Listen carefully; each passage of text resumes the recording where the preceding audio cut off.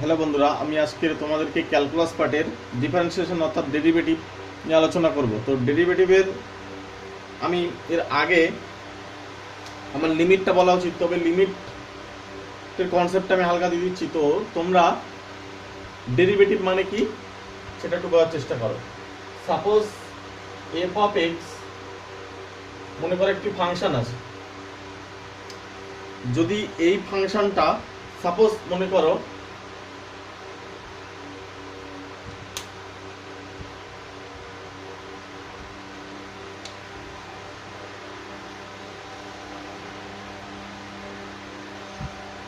F of x একটা function, আমি জানি না সেই ফাংশনটা কিরকম। মনে করো সেই ফাংশনটা সাপোজ এরকম হতে পারে, বা যে কোনো ফাংশন একটা। মনে করো যে ফাংশনটা এরকম একটা কার্ভ, তাহলে ডেরিভেটিভ মানে কি? এরকম কার্ভ হতে পারে, বা মনে করো এরকম কার্ভ হতে পারে, বিভিন্ন রকম হতে পারে, একটা সরল রেখা হতে পারে। তো এই যে কার্ভগুলো হবে, এদের ডেরিভেটিভ, বা এটাকে আমরা বলবো যে এফ ড্যাশ এক্স, এটা মানে কি? দেখো, একটা বিন্দুতে সাপোজ এই পয়েন্টে যদি আমরা ডেরিভেটিভটা বার করি, তাহলে এই বিন্দুতে ওর স্পর্শক টানতে হবে। এই বিন্দুতে স্পর্শক টানলাম, টেনে এক্স অক্ষের ধনাত্মক দিকের সঙ্গে যে কোণটা উৎপন্ন করলো, এক্স অক্ষের ধনাত্মক দিকের সঙ্গে যে কোণ উৎপন্ন করলো তাকে যদি আমরা থিটা বলি, তাহলে এর যে ট্যানের মান অর্থাৎ ট্যান থিটা, এই যে ট্যানজেন্ট যদি নেওয়া হয় থিটা কোণের সাপেক্ষে, যেটা হবে সেই এফ অফ এক্স এর, এটাকেই আমরা বলবো ওই এফ ড্যাশ এক্স। এটা পার্টিকুলার পয়েন্ট, এটাকে আমরা ডেরিভেটিভ বলি। এবারে এখানে আমরা এটাকে কিভাবে আমরা বার করব, যে কার ডেরিভেটিভ কি হবে। তো আমি সবার প্রথমে তোমাদেরকে বলি, যে কোনো একটি ফাংশনের ধরো দিয়ে দেওয়া, সাপোজ এফ অফ এক্স একটা ফাংশন, এই ফাংশনকে আমাকে ডেরিভেটিভ বার করতে হবে। আমরা ডেরিভেটিভের সংজ্ঞার সাহায্যে অর্থাৎ লিমিট দিয়ে যদি আমরা এর ডেরিভেটিভটা বার করার চেষ্টা করি, তাহলে এটাকে আমরা যদি সাপোজ বলি যে y equals to F of x, মানে y ইকুয়ালস টু একটা ফাংশন, সেটা হচ্ছে ধরো সব x square plus 2x plus 1, কথার কথা। এটা একটি প্যারাবোলার ইকুয়েশন। যাক, প্যারাবোলা তোমাদের এখন নেই, এখন পড়ানো হয়নি। তো যাই হোক, এরকম একটা ইকুয়েশন, বা তুমি যদি মনে করো যেটা ওয়াইটা এমন একটা ফাংশন, সেটা হচ্ছে y equals to x plus 1। তো তোমরা জানো এটা একটি সরলরেখার সমীকরণ। তো আমরা এই সমীকরণটার ডেরিভেটিভ বার করব। তো ডেরিভেটিভটা কত হবে সেটা বার করব। এটা আমি এখানে সাপোজ বলছি, ধরো যে একটা যে কোনো ফাংশন, যে কোনো ফাংশনের আমরা ডেরিভেটিভটা কিভাবে বার করব। ডেরিভেটিভটাকে লেখা হয় dy dx, একে dy dx লিখতে হবে, ইকুয়ালস টু এটাকে আমরা বলবো f ড্যাশ x, আর এটা মানে হবে limit h tends to 0 f of x plus h minus f of x divided by h। এই যে ফাংশনটার h টেন্ডস টু 0 তে একবার f of x plus h minus f of x by h, এটাকে আমরা বলবো এই ফাংশনের ডেরিভেটিভ বা অবকলন বা অন্তর্কলন, যাই বলো। তো এবারে আমি সাপোজ দেখি যে এটা y equals to x plus 1, তাহলে এর ডেরিভেটিভটা কি হবে আমরা এই নিয়ম অনুযায়ী বার করার চেষ্টা করব। এমনি যখন আমরা ডেরিভেটিভ করব, ডেরিভেটিভ x এর ডেরিভেটিভ করলে 1 আসে, কিন্তু সেটা পরে, আগে তুমি যদি সংজ্ঞা থেকে করতে চাও তাহলে কিন্তু তোমাকে এইভাবে ডেরিভেটিভটা করতে হবে। তাহলে আমি সবার প্রথমে যে ফাংশনটা আমি লিখেছি সেটা ডেরিভেটিভ করি। এই ডেরিভেটিভ করার জন্য তোমাদেরকে লিমিট লাগবে, লিমিটটা তোমাদের পড়তে হবে। দেখো y equals to x plus 1, তাহলেই তো বলা যাচ্ছে যে ওটা f of x equals two x plus 1, যেখানে এটাই হচ্ছিল y। তাহলে এই যে ফাংশনটা, বাই অপেক্ষকটি ডেরিভেটিভ যদি বার করতে হয় তাহলে আমাকে বার করতে হবে limit h tends to 0 f of x plus h minus f of x divided by h, যেখানে h টা হচ্ছে খুব ক্ষুদ্র। ধরো মনে করো আমি এই কার্ভের ডেরিভেটিভ বার করছি বা এই কার্ভের ডেরিভেটিভ বার করছি, তাহলে যদি এখানে একটা পয়েন্ট ধরি, আমি যদি এই পয়েন্টটাকে যদি মনে করি যে সাপোজ p, এই পয়েন্টটা সেটা হলো x, y, তাহলে এই যে পয়েন্টটা একদম ক্ষুদ্র পয়েন্ট, h টেন্ডস টু 0 মানে মনে করো আরেকটা পয়েন্ট, এটা হলো অন্য একটা পয়েন্ট, সেটা হলো q। এবার আমরা কি করব, এই যে q পয়েন্ট p আর q এর মধ্যে ডিসটেন্স কমিয়ে কমিয়ে কমিয়ে কমিয়ে এক সময় ঠিক এর কাছাকাছি যাবে। যদি h টেন্ডস টু 0 হয় তাহলে কি এক সময় ঠিক এর কাছাকাছি যাবে, সেইটাই সেইখানেই সেই বিন্দুতেই স্পর্শক যে x অক্ষের ধনাত্মক দিকের সঙ্গে যে কোণ উৎপন্ন করে তার ট্যানজেন্টটাই হলো ডেরিভেটিভ। যাই হোক, ওটা যাচ্ছি না, ওটা যখন জিওমেট্রি পড়বে তখন তোমরা ওটা ভালো বুঝতে পারবে। তো আমরা এটাকে ডেরিভেটিভটা করব এই ফাংশনটা। তাহলে limit h tends to 0 x plus 1, এখানে আমাদেরকে f অফ x মানে হচ্ছে x প্লাস 1, তাহলে আমাদের x এর জায়গায় লিখতে হবে x প্লাস h, তাহলে x plus h plus 1 first ব্র্যাকেটে মাইনাস f অফ x মানে হচ্ছে x plus 1, x plus 1 divided by h। ঠিক আছে, এবারে দেখো তাহলে limit h tends to 0 x plus h plus 1 minus x minus 1 divided by h, এই 1 ক্যান্সেল, এই x ক্যান্সেল, তাহলে আমার উপরে থাকলো কি লিমিট h টেন্ডস টু 0, উপরে থাকছে h, নিচে থাকছে h। এবার বন্ধুরা h ক্যান্সেল হচ্ছে, তাহলে হয়ে কেটে গেলে থাকছে পড়ে 1, তাহলে 1 এর যদি আমরা h টেন্ডস টু 0 তে লিমিট নিই তাহলে কত হবে, 1ই আসবে। তাহলে এর যে ডেরিভেটিভটা হবে সেটা হবে 1। তো জাস্ট এটা একটা কনসেপ্ট দিয়ে এবার আমি কিছু সূত্র আছে সেই সূত্রগুলো এক এক করে বলার চেষ্টা করছি।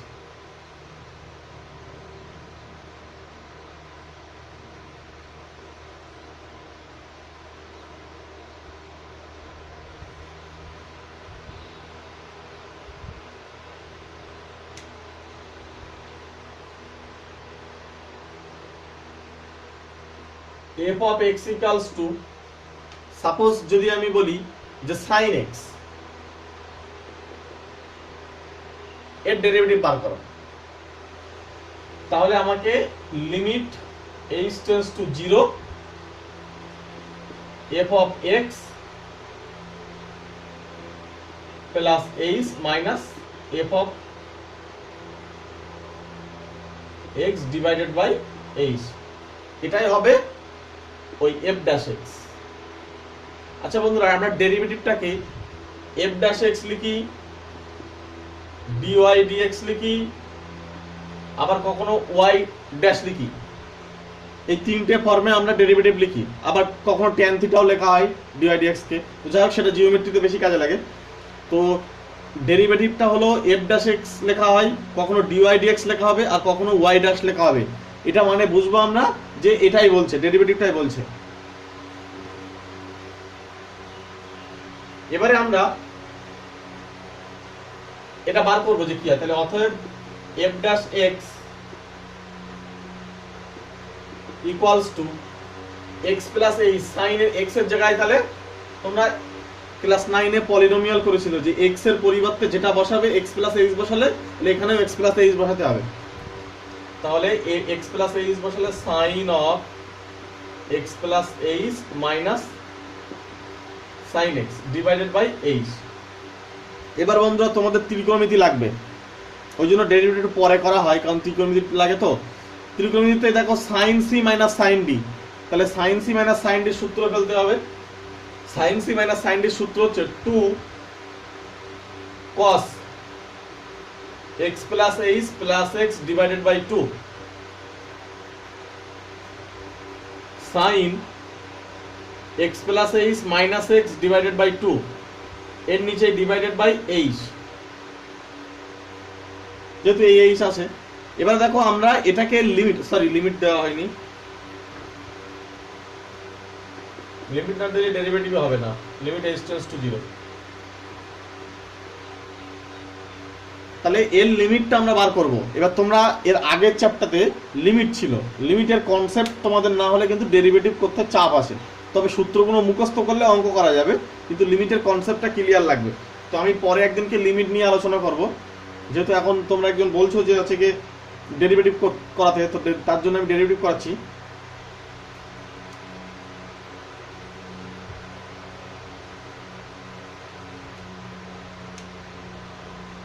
তাহলে পরের লাইনে আমি লিখছি limit h tends to 0 two cos of x plus x, দেখো এখানে 2x, তাহলে cos of 2x plus h divided by 2, তারপরে sin, দেখো এখানে x x ক্যান্সেল হচ্ছে, তাহলে আসলো h বাই 2 ডিভাইডেড বাই নিচে আছে h। দেখো বন্ধুরা লিমিট এক্ষুনি লাগবে, তো এবার ব্যাপারটা হচ্ছে লিমিটের কনসেপ্টটা আমি তোমাদেরকে যতটা লাগবে ততটা আমি বলার চেষ্টা করছি। তাহলে limit h tends to 0 two cos of, এখানে 2x প্লাস h 2 দিয়ে ভাগ করে দাও, তাহলে x plus h by 2 into sin h by h by 2। এবারে দেখো নিচে একটা h আছে, লিমিটে একটা কথা বলা ছিল যে খুব সুন্দর একটা সূত্র, লিমিট h টেন্ডস টু 0 বা x টেন্ডস টু 0, মনে করো x tends to 0, sin x by x equals to 1 হবে। তাহলে limit x tends to 0 sin x by x equals to 1 হবে, এই কথাটা বলা ছিল। তো তাহলে আমরা দেখতে পাচ্ছি এখানে কিন্তু sin x নেই, x এর পরিবর্তে h বাই 2 আসে, আর এখানে দেখতে পাচ্ছি লিমিট h টেন্ডস টু 0 আসে। তাহলে আমরা এটাকে সাজিয়ে নেব, এই 2টাকে কি আমি এখান থেকে না লিখে আমি এই 2টাকে যদি নিচেই দিয়ে দিই, তাহলে দেখো যদি ওপরটা x মনে হয়, ওপরটা যদি x মনে হয় নিচেরটাও x, তাহলে কিন্তু আমাদের এই সূত্রই এই পার্টটা পড়ে যাবে।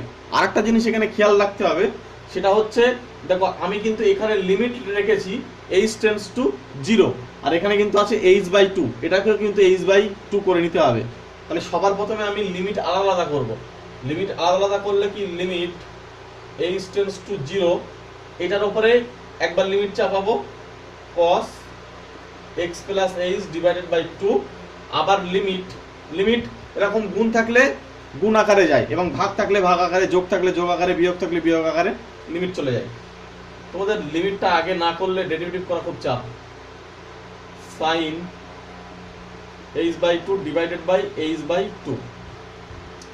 এবার একটা জিনিস খেয়াল করো, আমরা যদি সাপোজ সেট করি, ধরো এখানে পুট করলাম যে h by 2 equals to, suppose h by 2 equals to y ধরলাম, না y না, এখানে ফাংশন y টু y ছিল হয়তো, সাপোজ ধরো lambda, h by 2 equals to lambda. এবারে যদি h টেন্ডস টু 0 হয়, তাহলে ওপরে h টেন্ডস টু 0 মানে তাকে যদি 2 দিয়ে ভাগ করা হয়, তাহলে কি আরো কাছাকাছি চলে যাবে, অর্থাৎ ল্যামডা টেন্ডস টু কি হবে 0 হবে, হ্যাঁ কি না? তাহলে h টেন্ডস টু যদি 0 হয়, ল্যামডা টেন্ডস টু 0 হবে, ল্যামডা মানে কি h বাই 2। তাহলে আমি পরের লাইনে লিখতে পারবো এরকম,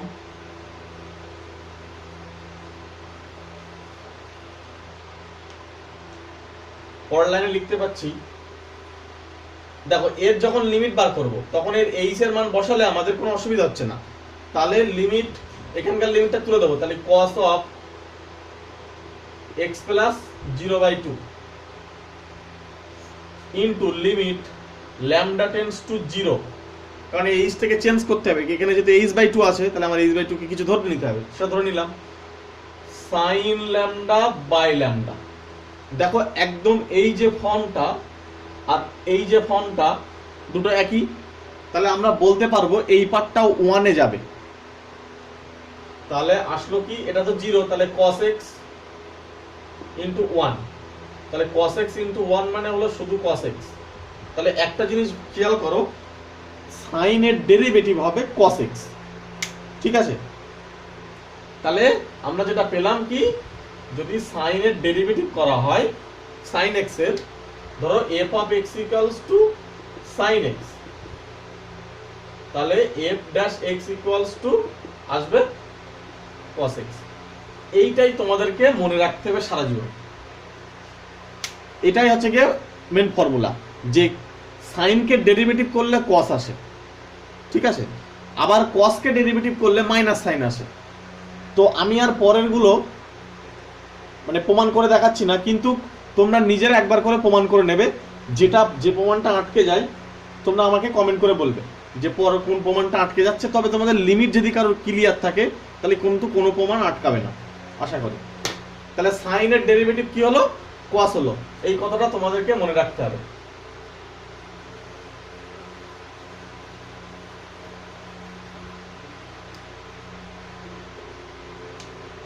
তাহলে 1 নম্বরে যেটা পেলাম, যে এবার এভাবে লিখতে হয়, এভাবে যে ddx of sin x equals to cos x, ঠিক আছে? তাহলে ডেরিভেটিভ sin কে করলে আসবে cos। 2 number ddx of cos x, তাহলে আসবে মাইনাস sin x। বন্ধুরা তোমরা এটা প্রমাণ করবে নিজেরা প্রমাণ করে দেখবে যে এটা কি আসে।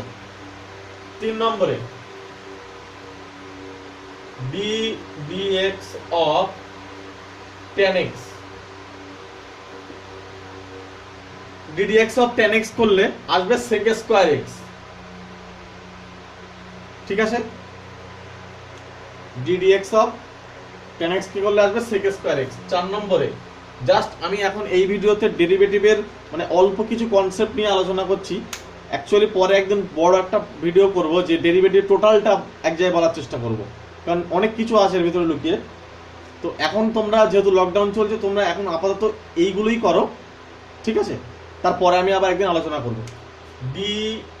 dx of যদি cot x হয় তাহলে আসবে মাইনাস cosec স্কয়ার x। 5 নম্বরে যদি dx of sec x আসে, তাহলে sec x এর যে ডেরিভেটিভ হয় সেটা হয় sec x নিজে আবার ফিরে আসে sec x into tan x হয়। sec x ডেরিভেটিভ করলে sec x tan x, সব প্রমাণ আছে, প্রমাণ করবে। 6 নম্বর ddx of cosec x minus cosec x cot x। আমি প্রথমেই ত্রিকোণমিতি দিয়ে বললাম, তো এই যে 6টা আছে এই 6টা ভীষণ পরিমাণে কাজে লাগে। 6টার যে ডেরিভেটিভ সেটার ডেরিভেটিভটা হলো এটা। এবারে যদি সাপোজ মনে করো যে এখানে sin x নেই, তাহলে আমি একটা দিয়ে বলছি আর বাদবাকি সব একই হবে। ddx of sin of mx আছে, যেখানে m হচ্ছে নট ইকুয়ালস টু 0 একটা ধ্রুবক, তাহলে তার ডেরিভেটিভ কত হবে? তাহলে m যদি একটা ধ্রুবক রাশি হয় তাহলে আসবে ওই m টা বাইরে চলে আসবে, m ইনটু cos mx। বাইরে এই m টা প্রথমে বাইরে আসবে, m লিখবে, তারপরে হবে sin এর ডেরিভেটিভ মানে cos mx। তাহলে ভিতরে যদি sin mx থাকে তার ডেরিভেটিভ হবে বাইরে, এই m টা বাইরে চলে আসে, ঠিক আছে? কেন আসে, কি জন্য আসে, এক্ষুনি এত আবিষ্কার করতে যেও না, আস্তে আস্তে সব বোঝা যাবে। এইভাবে যদি আমি যে প্রথমে যে অঙ্কটা করলাম, মানে যে সূত্রটা তৈরি করলাম, ওইভাবে তোমরা করলে সবকটাই কিন্তু হয়ে যাবে। তার আগে তোমাদের লিমিট বুঝতে হবে। তো যাই হোক, এখন আপাতত যতটা পারি করি।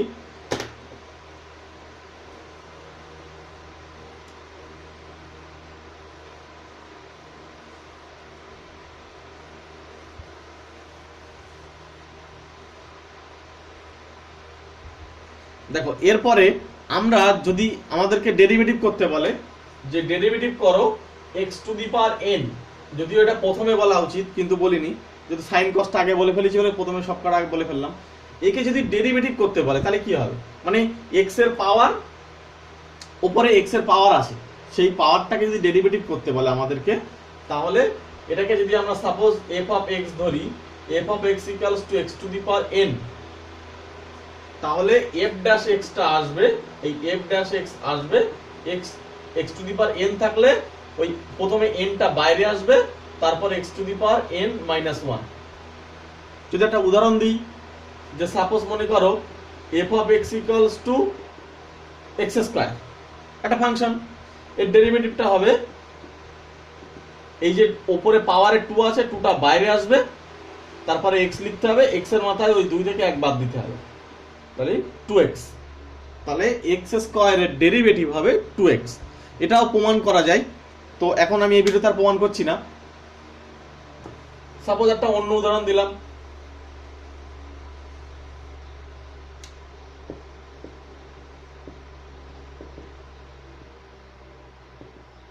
তাহলে x to the power n minus 1, অর্থাৎ একটা করে কম হবে। হ্যাঁ, এবারে দেখো, যদি তোমাদেরকে এরকম দেয় যে ডেরিভেটিভ করো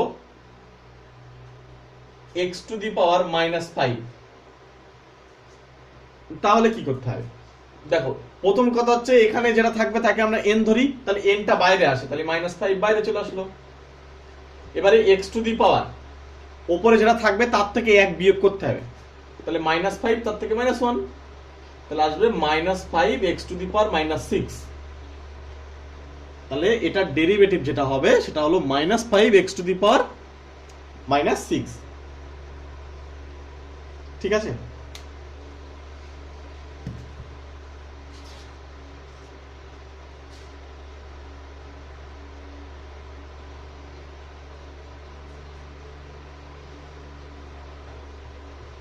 আচ্ছা, পরের ভিডিও মানে পরের একটা সূত্র বলি, সেটা হচ্ছে যদি f of x equals to e to the power x হয় বা e to the power mx হয়, e to the power mx বা e to the power x, e to the power x মানে এখানে m বলতে 1, তাহলে এর derivative মানে কি হবে, d dx of e to the power mx। প্রথম কথা হচ্ছে m বাইরে আসবে, তাহলে m বাইরে আসলো, ডেরিভেটিভের ক্ষেত্রে m বাইরে আসে মানে গুণ আকারে হয়, আর ইন্টিগ্রেশনের ক্ষেত্রে m নিচে হবে মানে ভাগ হয়। তাহলে m বাইরে আসলো, e টু দি পাওয়ারের ডেরিভেটিভ বন্ধুরা মনে রাখবে একদম সহজ, e টু দি পাওয়ার যেটা থাকে সেটাই হয়। তাহলে এর যে ডেরিভেটিভটা হবে যে d dx অফ ওই e two the power x মানে আসবে e two the power x নিজেই, যেহেতু এখানে m বলতে 1, তাহলে e1 দিয়ে গুণ করলে তো সেটাই হয়, তাহলে e two the power x এর ডেরিভেটিভ হচ্ছে e two the power x নিজেই। এবার যদি বন্ধুরা e টু দি পাওয়ার না হয়ে a টু দি পাওয়ার হয় তাহলে কিন্তু ঝামেলা আছে। দেখো,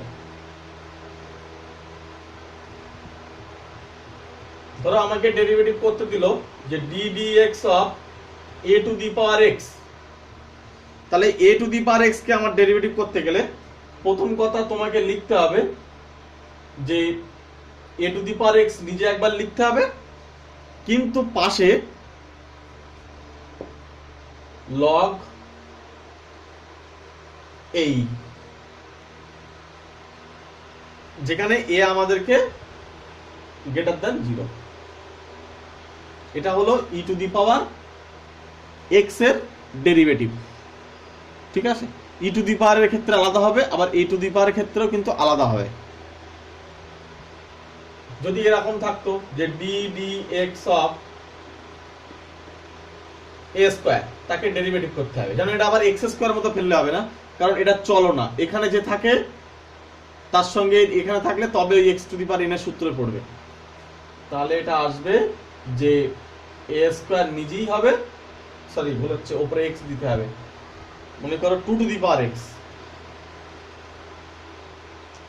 ধরো ডেরিভেটিভ করতে দিচ্ছে d dx of 2 two the power x, তাহলে প্রথম কথা 2 টু দি পাওয়ার x নিজেই হবে ইনটু log 2e।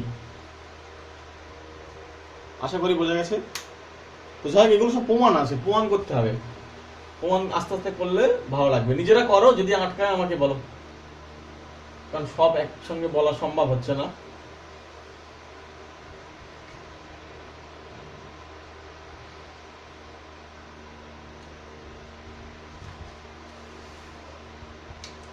আচ্ছা বন্ধুরা, যদি এরকম থাকে d d x of log x e, এই লগ এক্স ই এর যে ডেরিভেটিভ সেটা মনে রাখবে, এটা আসবে 1/x। যদি এটা না থাকে, এখানে নিচে ই না থাকে, কিন্তু যদি এ থাকে তাহলে সূত্র আলাদা হয়ে যাবে। সেটা বলি, d d x of log x a, সেটা হবে, এটাকে একটা আকারে সাজিয়ে নিতে হবে। দেখো প্রথমে আমরা কি করব, এটাকে এই ফর্মে লেখার চেষ্টা করতে হবে। যারা লগ পড়েছো জানো, তোমরা 9-এ লগ করেছো, এখানে 11-এও তোমরা লগ করবে, এবং আমি করিয়েছি মনে হয়। তো লগ অফ এই এক্স, এখানে ই জোর করে লিখে নিলাম, লিখে নেওয়ার পরে লগ অফ, তাহলে ই এখানে লিখতে হলো এ, কারণ তোমরা জানো এই ক্যান্সেল হলে তাহলে সেই লগ এক্স ই লিখলাম, মানে এক্স লগ এক্স এ লিখলাম। তাহলে এটা তো কনস্ট্যান্ট, এখানে কোথাও ভেরিয়েবল নেই, এক্স নেই, তাহলে এটা কনস্ট্যান্ট, তাহলে এটা বাইরে আসবে। তাহলে বাইরে আসলে হলো লগ অফ ই এ। এবার এটাকে তো ডেরিভেটিভ করলে 1/x আসে, ইন্টু 1/x।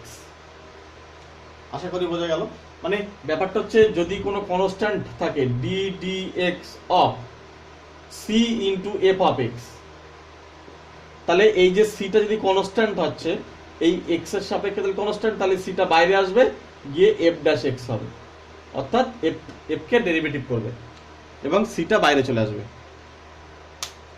যাই হোক, আমি দুটো অঙ্ক বলি, তাহলে মোটামুটি একটু জিনিসটা কিছুটা ক্লিয়ার হবে।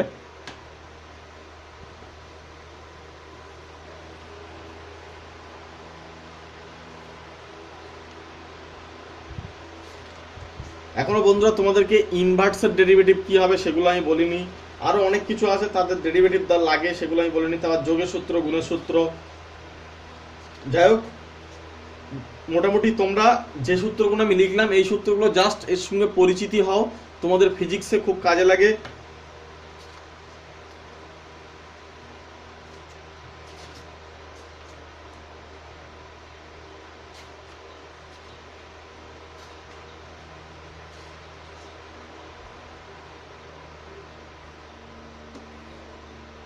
ধরো বন্ধুরা, তোমাদের বইতে সেকশন 2 6 এর দাগের যে অঙ্কটা আছে,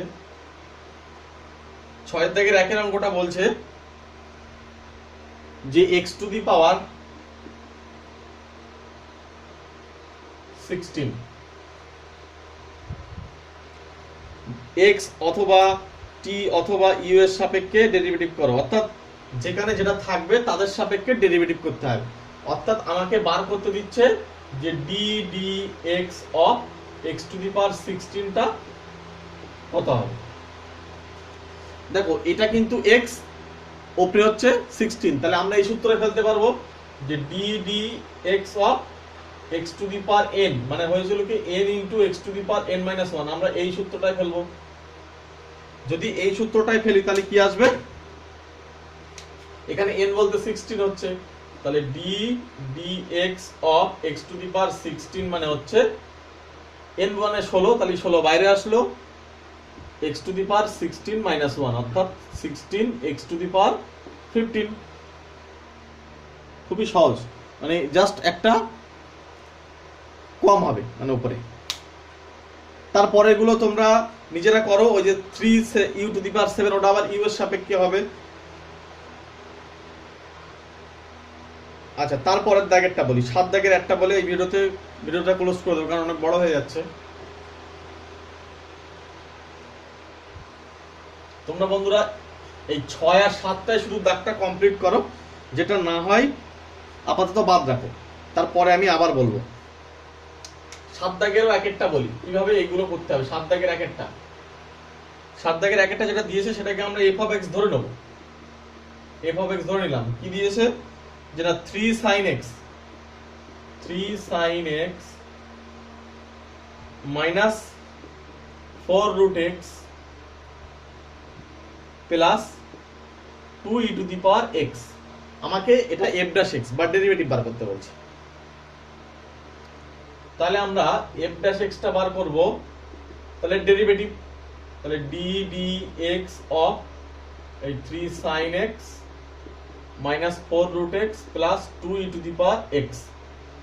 এবার দেখো বন্ধুরা, এই যে ডেরিভেটিভ মানে এদের যে আলাদা আলাদা ভাবে আসে না, প্রত্যেককে ডেরিভেটিভ করবে। অর্থাৎ b d x of 3 sin x minus মানে প্লাস দি বা মাইনাস যাই দেবে দাও, d d x of 4 root x plus d d x of 2 e to the power x. তাহলে 3 কনস্ট্যান্ট, 3 বাইরে আসবে, তাহলে 3 বাইরে আসলো। এবার সাইন কে ডেরিভেটিভ মানে কি, cos হয়, cos x। দেখো আমাদের সূত্র ওখানে জাস্ট মুখস্থ করলে হয়ে যাবে, প্রমাণ এখন এখানে লাগবে না। এখানে সাইন এর ডেরিভেটিভ cos x, তারপরে মাইনাস 4 তো কনস্ট্যান্ট বাইরে আসলো, এটাকে জাস্ট একটু সাজিয়ে লিখে রাখি, কারণ x to the root over of x মানে আছে 1/2 x এর মাথায়। আর এই 2টা বাইরে আসলো, e to the power x কে ডেরিভেটিভ করলে আমি বলেছি ই টু দি পাওয়ার x নিজেই হয়, তাহলে হচ্ছে 3 cos x। এবার দেখো এটা পাওয়ারে না উপরে, তাহলে x to the power n এর সূত্রে ফেলতে পারবো। তাহলে 4 into x to the power 1/2 plus 1 divided by minus 1, x to the power minus 1/2 minus 1 divided by 1/2 minus 1 plus 2 e to the power x। এবার এটাকে আমাকে সলভ করতে হবে নিচেরটা। তাহলে সলভ করলে কি আছে দেখি,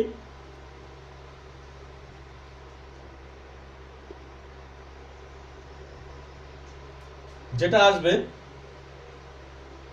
দেখো 3 cos x থাকলো মাইনাস, এখানে দেখো নিচেই কিন্তু মানে 1/2 মাইনাস 1, অর্থাৎ নিচেই হাফ আসবে, মাইনাস হাফ। তাহলে মাইনাস হাফ আসলে এখানে কিন্তু প্লাস করবে, আর এই হাফটা উল্টে গিয়ে এখানে গুণ হবে, তাহলে 8 হবে। x to the power minus 1/2 plus 2 e to the power x, এটা উত্তর থাকতে পারে, অথবা এই যে মাইনাস 1/2 এটা আবার নিচে গিয়ে x টু দি পাওয়ার 1/2 হতে পারে। যাই হোক বন্ধুরা, আমি তোমাদেরকে এই 6 আর 7 দাগ এই অঙ্কগুলোই তোমরা কমপ্লিট করো যতটা পারো। যদি তোমাদের অঙ্ক আটকে যায়, আটকাবে, কিন্তু তোমাদের যেগুলো ত্রিকোণমিতি কিছু করার নেই হয়তো অনেকের, তো সেইগুলো যেগুলো আটকে যাচ্ছে সেগুলো তোমরা আমাকে কমেন্ট করে বলবে, ঠিক আছে? আমি তবু একবার বলে দিচ্ছি, তোমরা সেই অঙ্কগুলো তোমরা একটু চেষ্টা করতে যেও না। তোমরা 6 দাগের 1 2 3 4 এগুলো করবে, 5 করবে, 6 করবে, 7 করবে, 8 করবে না, মানে 6 দাগে সব কটাই করবে, পারবে, অসুবিধা নেই। আর 7 দাগে 1 তো করে দিলাম, 2 করবে, 3 করবে, 4 5 করবে, 6টা পারবে না, 6টা একটু অসুবিধা হতে পারে, যারা ত্রিকোণমিতি যারা করেছো তারা পারবে। 6 7 8 এগুলো ত্রিকোণমিতি না হলে হবে না, তাহলে 6 7 8 তোমরা যারা ত্রিকোণমিতি করোনি তারা বাদ দাও আপাতত। তারপরে 9ও বাদ দাও, 10-10এরটা, হ্যাঁ 10এরটা করা যাবে, আর 11-11টা করা যাবে। তো তোমরা তাহলে এই অঙ্কগুলো কমপ্লিট করো। এর মধ্যে অনেক অঙ্ক আছে তোমাদের ঝামেলায় ফেলবে, তো সেগুলো তোমরা আস্তে আস্তে পরে করবে। তারপরের দিকে চলে এসো, একই ডেরিভেটিভ করতে বলছে অন্য জায়গায়, অন্য অঙ্কর দিকে তাকানোর দরকার নেই, জাস্ট এই অঙ্ক যতটা পারবে যে সূত্রগুলো আছে সেই সূত্র দিয়ে অঙ্ক করার। সেকশন 2 এর সম্ভবত 3 দাগে, মানে তোমাদের মনে হয় কি অতি সংক্ষিপ্ত এরকমভাবে বলে বইতে লেখা, বা দীর্ঘ প্রশ্ন উত্তরধর্মী এরকম লেখা, আমার এতে তো সেকশন দিয়ে ভাগ করা। তো এখানে 3-এর দাগে যে অঙ্কটা আছে, যে নিচের প্রতি ক্ষেত্রে প্রথম নিয়মের সাহায্যে এক্স বিন্দুতে, ও এটা সে সংজ্ঞার সাহায্যে করতে হবে, তাহলে ওটা আপাতত থাক, সংজ্ঞার সাহায্যে থাক। তারপরে তোমরা পেজ নম্বর, মানে এই পেজ নম্বর বলছি কেন, দাগ নম্বর 6 দেখো, ওই সেকশনেই যে এক্স অথবা টি এর সাপেক্ষে নিচের প্রত্যেকটি আপেক্ষকের অন্তর্কলজ নির্ণয় করো। প্রথম অঙ্কটা আছে 10 to the power x into 10 to the power, ও এটা গুণের সূত্র করতে হবে, এটা হবে না, এখন বলিনি, জাস্ট তোমরা 6 আর 7 দাগটাই করো, ঠিক আছে? 6 7 করো, আর সেকশন মানে পরের সেকশনের 3-এর দাগেরটা করতে পারো, কিন্তু ওটা সংজ্ঞার সাহায্যে করতে হবে,